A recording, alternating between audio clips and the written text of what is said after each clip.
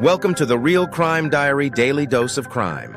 What happens when a routine wellness check uncovers a nightmare beyond imagination? Today, we plunge into a case that shook a quiet town to its core and left seasoned investigators struggling for answers. In Romeoville, Illinois, a seemingly ordinary September day in 2023 took a sinister turn, revealing a crime scene so horrific it would haunt the community for years to come. Brace yourselves as we unravel the chilling details of a quadruple murder that began with a simple unanswered phone call and ended in a web of deceit, manipulation, and tragedy. On September 17, 2023, a seemingly ordinary day in Romeoville took a dark turn. Police received a call for a wellness check at a family home. Alberto Rolon hadn't shown up for work, and his wife Zoraida Bartolome, along with their two young boys, couldn't be reached by family members. Little did the responding officers know, they were about to step into a nightmare. As they approached the house, the first red flag appeared, a cracked window. Peering inside, they saw overturned tables, a scene of apparent struggle. But it was what they discovered in the backyard that sent chills down their spines. Two dead dogs. With growing dread, the officers made the decision to enter the home. What they found inside was beyond horrifying. Zoraida, Alberto, and their two young children lay lifeless, victims of a brutal attack.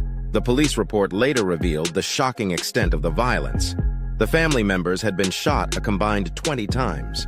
In an instant, this quiet Romeoville neighborhood became the center of a gruesome mystery. Who could commit such a heinous act? And why target this seemingly ordinary family? As news of the quadruple murder spread, a community was left reeling, desperate for answers that wouldn't come easily.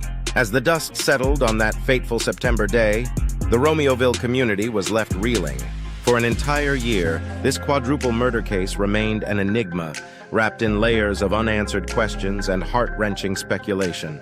The initial stages of the investigation were fraught with challenges. Detectives combed through every inch of the crime scene, searching for any clue that might shed light on this horrific act. But with each passing day, the trail seemed to grow colder. Rumors began to circulate, as they often do in small towns. Some whispered about drug connections, others about hidden family secrets. These murmurs only added to the pain of a community struggling to make sense of such a senseless tragedy. The heartbreak was palpable. Neighbors who once exchanged friendly waves now cast wary glances, wondering if a killer walked among them.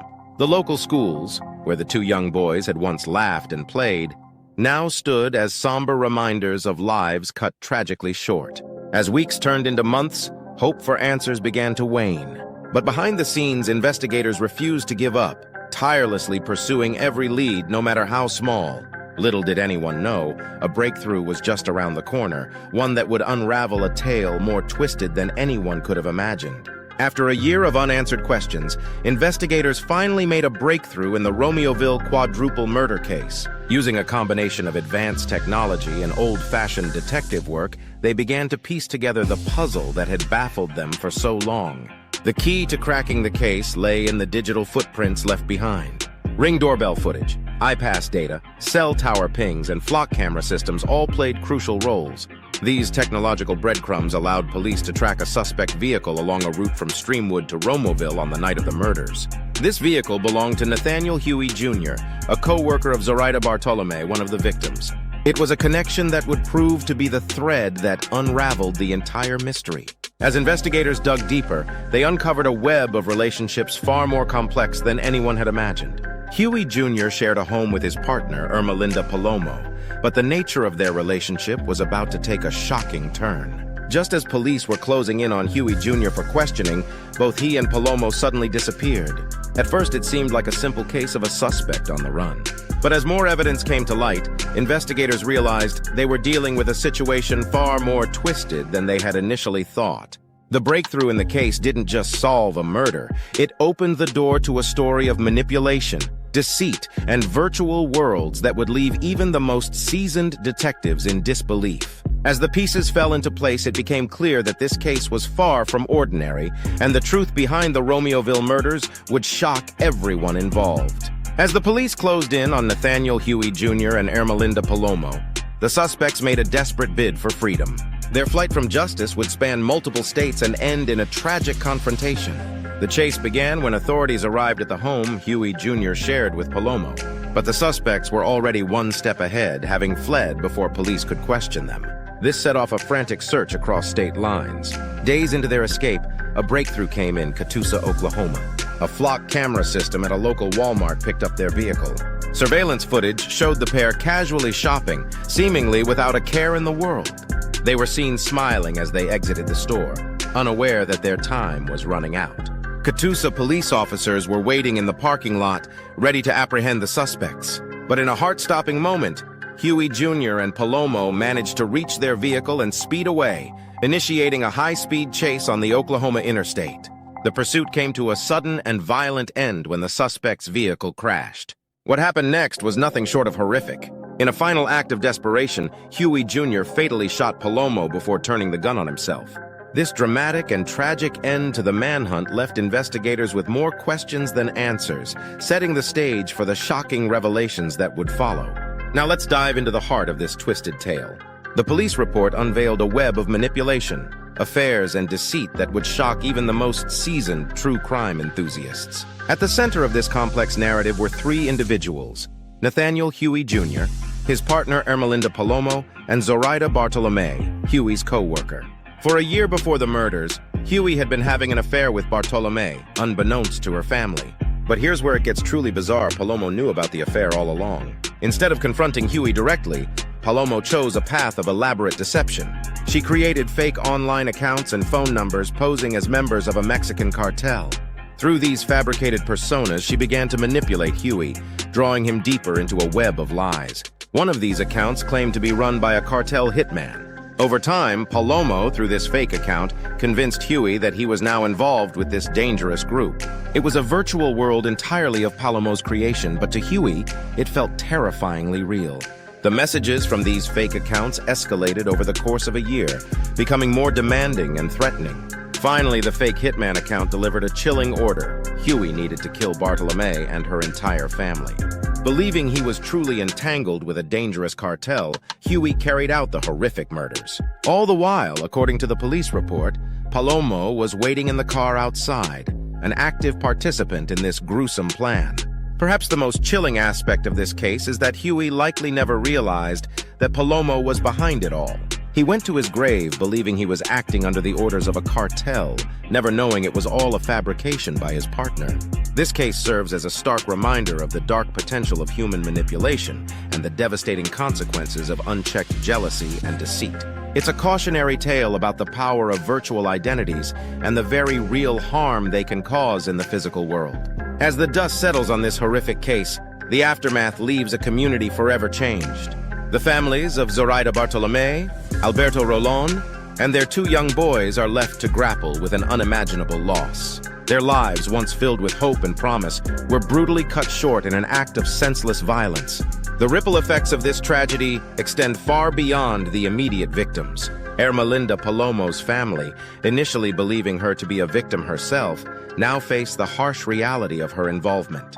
They're left to reconcile the person they thought they knew with the disturbing truth revealed by the investigation. For the tight-knit community of Romeoville, this case has shattered their sense of security. Neighbors who once felt safe now lock their doors with a new urgency, painfully aware that evil can lurk in the most unexpected places. Law enforcement officials, while closing the case, carry the weight of what they've witnessed. As Chief Brant Hromadka poignantly stated, nothing can prepare a person for such an incident, and closure remains elusive for many. This case serves as a stark reminder of the devastating consequences of manipulation and deceit. It underscores the importance of mental health awareness and the need for better support systems to prevent such tragedies. As we move forward, we must ask ourselves, how can we as a society work to prevent such horrors from occurring in the future? As we wrap up this chilling episode, we're left with profound questions about human nature and the effectiveness of our justice system. How could such a complex web of deceit lead to such a horrific tragedy? And what can we learn from this case to prevent similar incidents in the future? Share your thoughts on this case in the comments below.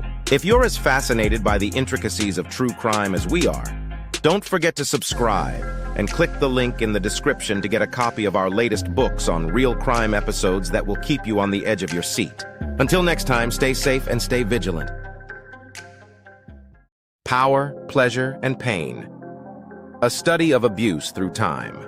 This book provides a detailed examination of how sexual violence and power dynamics have manifested across different historical periods, from ancient civilizations to the modern era. It explores how figures in positions of power used their influence to manipulate and exploit others, showing that the patterns of abuse we see today have deep historical roots. Many people struggle to grasp why abuse of power, particularly sexual violence, persists in modern society. By connecting historical events with contemporary cases, the book offers crucial insights into why such behaviors remain prevalent. The book analyzes infamous cases such as those of Harvey Weinstein, R. Kelly, and Dominique Pellicotte, drawing parallels between them and historical figures. This section highlights how the systemic abuse seen in recent times is not a new phenomenon, but part of an ongoing cultural issue. Through the lens of these modern examples, readers will gain a better understanding of how institutions, wealth, and power have historically shielded perpetrators from justice, contributing to their ability to continue harming others. The book explores the philosophy of libertarianism, particularly through the works of Marquis de Sade, to explain the disturbing ways in which pleasure, power, and cruelty have been intertwined. This provides readers with a deeper philosophical context to interpret modern-day scandals. Unlike other studies that focus solely on historical or contemporary cases, this book uniquely blends both, offering a full spectrum of how abuse is tied to power dynamics. It stands out by making philosophical connections that help readers understand the deeper societal issues at play.